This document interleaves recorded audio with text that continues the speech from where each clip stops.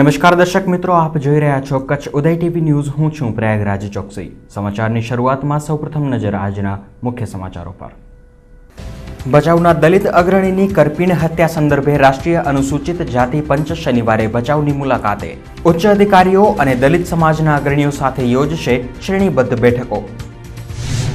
ભુજ એરફોર્સના જવાન સાથેની ઠગાઈમાં નવો વળાંક। જાતિ પરિવર્તનનું ઓપરેશન કરાવવા ફરિયાદીએ જ નાણાં આપ્યા હોવાનો આરોપીનો દાવો। દેશમાં ચર્ચાનું કેન્દ્ર બનેલો આસામનો વિધાન છે આરોપી। માંડવી અને અંજારમાં મોબાઈલ ફોન પર વહેતા થયેલા ધર્મ વિરોધી સંદેશાથી મુસ્લિમ સમાજ લાલઘુમ। આરોપીઓ સામે પાસાની કાર્યવાહી કરવા માંગ। સ્વાતંત્ર્ય પર્વના સમાપન સાથે જ સરકારી કચેરીઓ બની સુમસામ। કલેક્ટર કચેરીનો સ્ટાફ ઉતારી રહ્યો છે થાક। બુધવારથી જ કામગીરી પૂર્વવત થવાની આશા। ને જિલ્લામાં રક્ષાબંધનના પર્વનો પ્રવર્તતો ઉલ્લાસ। અવનવી રંગબેરંગી રાખડીઓથી ભુજની દુકાનો છલકાઈ। છેલ્લા 1-2 દિવસે જ ગ્રાહકી જામવાની વેપારીઓને આશા। ભુજ એરફોર્સમાં કામ કરતા એક જવાને ફેસબુકના માધ્યમથી એક નકલી યુવતીએ તેના 2,90,000 રૂપિયાની ઉચાપત કરી હોવાની પોલીસ ફરિયાદ નોંધાવી। ને આ ફરિયાદ બાદ પોલીસે આરોપીની ધરપકડ કરી તો ખુલ્યા અનેક ચોંકાવનારા રહસ્યો। જોઈએ એક ખાસ રિપોર્ટ।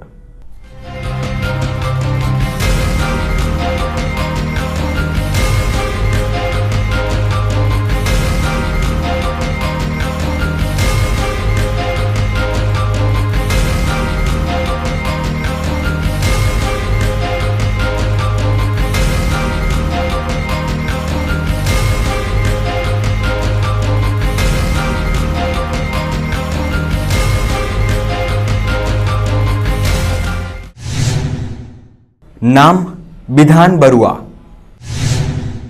उम्र 22 वर्ष। रहवासी गुवाहाटी आसाम। आज छे ए शख्स के जेना पर 2012 में आखा देशનું ધ્યાન કેન્દ્રિત થયું હતું। કારણ કે માવતરની મરજી વિરુદ્ધ તેણે પુરુષમાંથી સ્ત્રી બનવાની કાયદેસરની સંમતિ મેળવવા બોમ્બે હાઈકોર્ટમાં અરજી કરી હતી। ન્યાય ના મળે તો આપઘાત કરવાની ચીમકી આપી હતી। વિધાનની આ અરજીએ આખા દેશમાં સેક્સ ચેન્જ ઓપરેશન ગે સંબંધોના મુદ્દાને ભારતીય કાયદો મંજૂર રાખે છે કે નહીં તેની ચર્ચા છેડી દીધી હતી।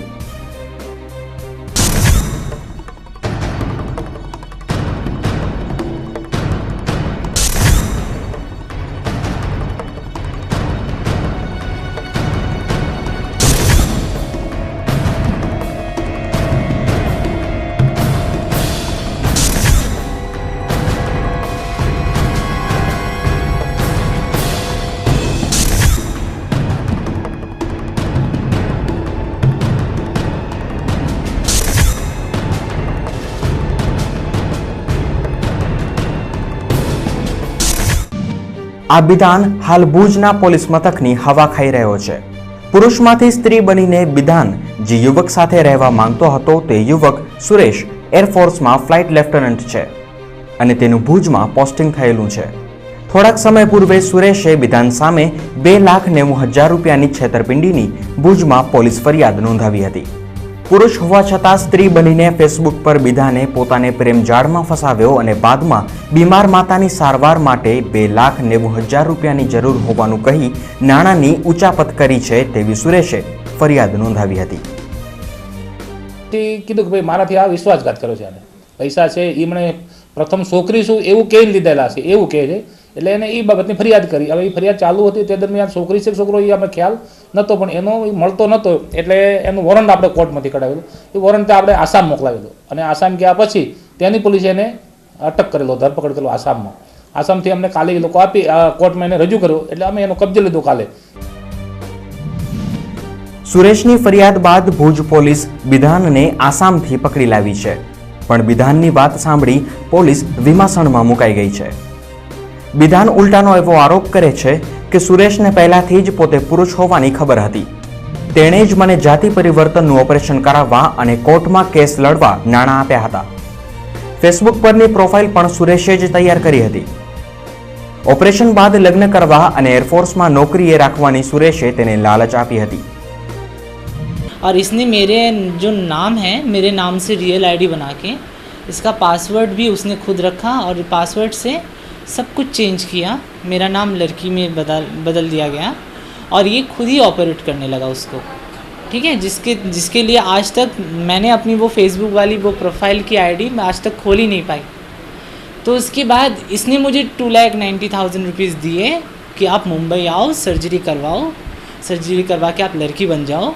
मेरे साथ बहुत सारे एयरफोर्स की हायर अथॉरिटी के साथ जान पहचान है, तुम्हें वो कहीं ना कहीं पे मैं नौकरी पे लगा दूंगा एयरफोर्स की। अगर वो ना भी हो पाया तो मैं तुमको शादी कर लूँगा, शादी करने के बाद तुमको भी एयरफोर्स की वाइफ को जितनी भी फैसिलिटी मिलती है डिफेंस से वो तुमको भी मिलेगी।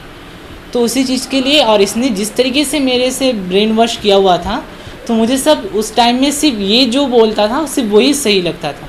और इसी ने मुझे पैसे दिए थे पहली बार कि मुझे बैंक अकाउंट खोलने के लिए, और उसके बाद जो अभी जिस रकम की वो मांग कर रहा है वो रकम भी इसने खुद ही दिए थे मुंबई में।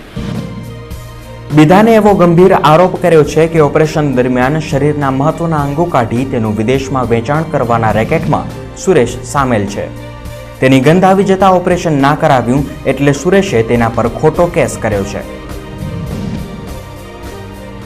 तो मुंबई में जब सर्जरी वर्जरी और साइकोलॉजिकल काउंसलिंग मेरे होने लगे वहाँ पे, कोर्ट केस में भी मतलब परमिशन मिली, उसके बाद मुझे जाके मेन मोटिव मालूम चला कि इसका दूसरे और कारोबारियों के साथ भी इसका हाथ है, जो ये क्या करते हैं, जो इनोसेंट पीपल के साथ इस तरीके से वो पैसे देते हैं और उनको अपने प्यार के जाल में फंसा के सर्जरी तक लेते हैं और उनके बॉडी ऑर्गन्स फॉरेन में बेचते हैं हाई रेट ऑफ इंटरेस्ट पे।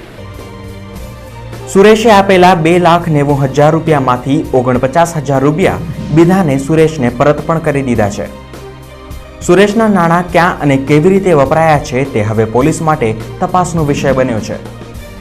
ખરેખર કોણ સાચું અને કોણ ખોટું બોલે છે, કોને ક્યાં વાંકું પડી ગયું છે અને કેમ તેનું રહસ્ય જાણવામાં હવે પોલીસને પણ રસ પડ્યો છે। કચ્છ ઉદય TV news Bhuj. આસામનો Bidhan biologically ગૂંચવણભર્યો case છે, પણ તેનું વ્યક્તિત્વ શંકાસ્પદ છે। બોમ્બે હાઈકોર્ટમાં કરેલો કેસ જીત્યા બાદ બિધાને મુંબઈના કોલાબા સ્થિત એક નેવી કમાન્ડો સામે યૌન શોષણની પોલીસ ફરિયાદ નોંધાવી હતી। કુનાલ મલિક નામના આ નેવી કમાન્ડોએ તેની પર બળાત્કાર કર્યો હોવાની તેણે કોલાબા પોલીસ મથકે ફરિયાદ નોંધાવી હતી। જોકે બિધાન બાયોલોજીકલી સ્ત્રી ના હોય, પોલીસે માત્ર અકુદરતી જાતીય દુષ્કર્મ કરવા હેઠળ તે નેવી કમાન્ડો સામે ફરિયાદ નોંધી હતી। બિધાનની આ પોલીસ ફરિયાદે પણ ઘણી ચકચાર સર્જી હતી।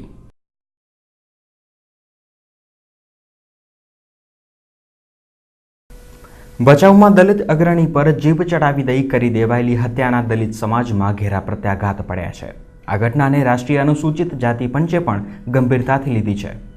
દલિત અગ્રણી પ્રેમજીભાઈ દાફડાના હત્યા કેસ સંદર્ભે રાષ્ટ્રીય અનુસૂચિત જાતિ પંચના સભ્ય રાજુભાઈ પરમાર શનિવારે ભચાઉમાં ઘટના સ્થળની મુલાકાત લેશે।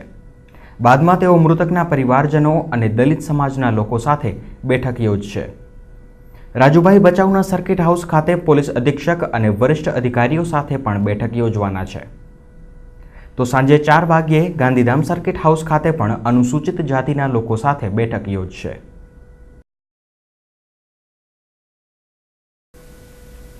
ગાંધીધામમાં સતત બીજા દિવસે પણ મેઘમહેર યથાવત રહી હતી। ગુરુવારે ગાંધીધામમાં 4.5 ઇંચ જેટલી મહેર કરનારા મેઘરાજાએ શુક્રવારે પણ વધુ 1 ઇંચ વરસાદ વરસાવ્યો હતો, જેના કારણે સમગ્ર શહેરમાં ઠંડક પ્રસરી ગઈ હતી। ધોધમાર વરસાદના કારણે વાવાઝોડા નગર સાઉથ અને નોર્થ સહિત વિવિધ વિસ્તારોમાં પાણી ભરાઈ ગયા હતા। તો વરસાદના કારણે કલાકો સુધી વીજ પુરવઠો પણ ગુલ થઈ જતા વેપારી વર્ગ મુશ્કેલીમાં મુકાયો હતો। અંજાર, ભચાઉ અને મુન્દ્રામાં પણ ઝરમર વરસાદ વરસતો રહ્યો હતો।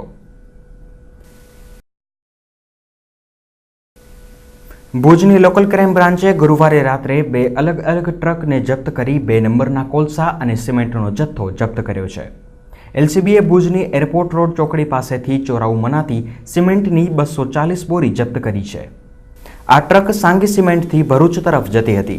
ટ્રકમાં કુલ 780 બોરી છે, જેમાંથી 540 બોરી કાયદેસરની છે, પણ બાકીની 240 બોરી અંગે ડ્રાઈવર પાસે કોઈ સત્તાવાર આધાર પુરાવા નથી। એ જ રીતે એલસીબીએ નાગોર પાસેથી 57,000ની કિંમતના 190 બોરી કોલસા લઈ જતી એક ટ્રક ઝડપી પાડી હતી. આ કોલસા ભુજના ઝુરાથી લઈ જવાતા હતા.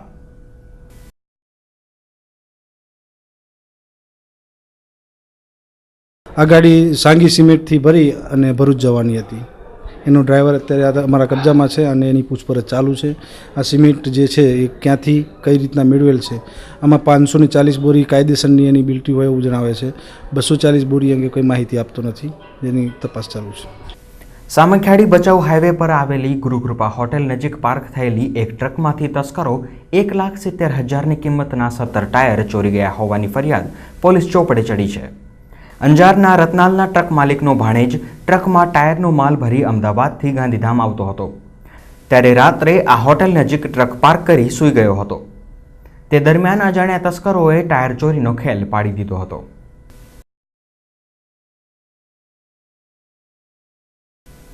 ને બુલેટિનમાં સમય થયો છે એક નાનકડા વિરામનો.